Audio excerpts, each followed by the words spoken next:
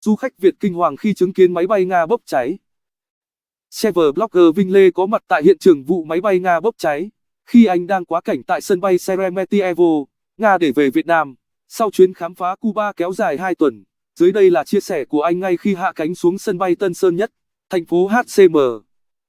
18 giờ 15 phút ngày mùng 5 tháng 5, tôi có mặt ở cổng D22, sân bay Sheremetyevo, Nga, để chuẩn bị lên máy bay. Boarding, chúc bạn có chuyến bay tốt đẹp. Nữ nhân viên nở nụ cười với tôi sau khi scan vé ở quầy boarding.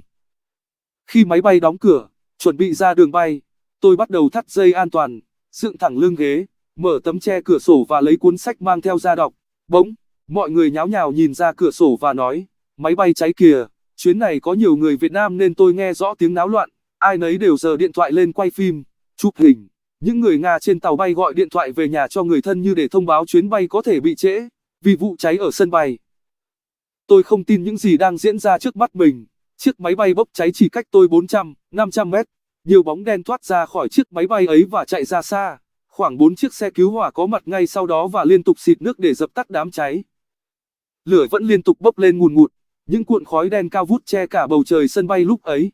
Xe cứu thương, xe cảnh sát liên tục chạy đến gần chiếc máy bay để hỗ trợ. Các nhân viên mặt đất khác đều dừng công việc và chỉ biết đứng nhìn chiếc máy bay cháy chứ không thể làm gì khác được. Tôi ngồi trong máy bay nên không thể nghe được âm thanh bên ngoài nhưng biết chắc rất là ồn ào. Tôi đã lường trước việc chuyến bay sẽ bị hoãn nhưng vẫn muốn hỏi tiếp viên một lần nữa cho chắc chắn. Nữ tiếp viên chỉ đáp lại, hiện tại chưa có cập nhật từ cơ trường. Tôi sẽ thông báo ngay khi có thông tin mới. Du khách Việt kể lại cảnh tượng máy bay Nga bốc cháy. Chiếc máy bay Sukhoi Superjet 100 bốc cháy dữ dội trước mắt du khách Việt. Video, Vinh Lê. Các hành khách trên máy bay của tôi liên tục bàn tán và cho biết kinh hoàng khi chứng kiến sự việc. Tôi để ý thấy phần đuôi của chiếc máy bay đã hư hỏng hẳn và sụp xuống rõ rệt. Mỗi khi lửa bùng lên cao từ những ô cửa là mỗi lần tôi nổi da gà. Có lẽ tôi bị ám ảnh với những cảnh máy bay cháy và nổ hay chiếu trên nhiều bộ phim. Đám cháy được kiểm soát sau khoảng 15 phút. Lúc này cơ trưởng phát ra thông báo, sân bay hiện tại bị đóng cửa vì vụ cháy nên chúng ta không thể khởi hành. Khi có thông tin mới, chúng tôi sẽ báo đến các bạn. Sau khoảng 1 tiếng rưỡi, cơ trưởng thông báo sân bay đã hoạt động trở lại. Chuyến bay của chúng tôi sẽ khởi hành trong vòng 15 phút tới. Màn hình trước mặt tôi bắt đầu phát đoạn clip về an toàn bay để hướng dẫn khi gặp sự cố.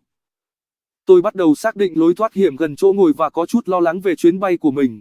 Mọi lần bay xa, qua vùng nhiễu động tôi đều không lo lắng nhưng sau khi chứng kiến thảm kịch ấy, chỉ cần máy bay rung lắc nhẹ, tôi lại rùng mình.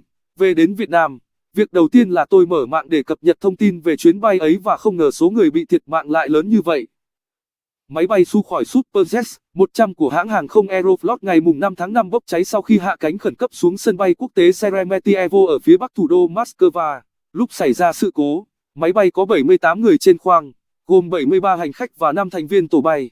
Vụ tai nạn khiến ít nhất 41 người thiệt mạng. Trong các video lan truyền trên mạng xã hội, chiếc phi cơ bị nhấn chìm trong biển lửa với khói đen bốc lên dày đặc. Aeroflot và Ủy ban điều tra Nga đang mở các chiến dịch riêng nhằm tìm ra nguyên nhân dẫn tới sự cố. Xem thêm, diễn biến vụ máy bay Nga bốc cháy khi hạ cánh khẩn cấp. Vinh Lê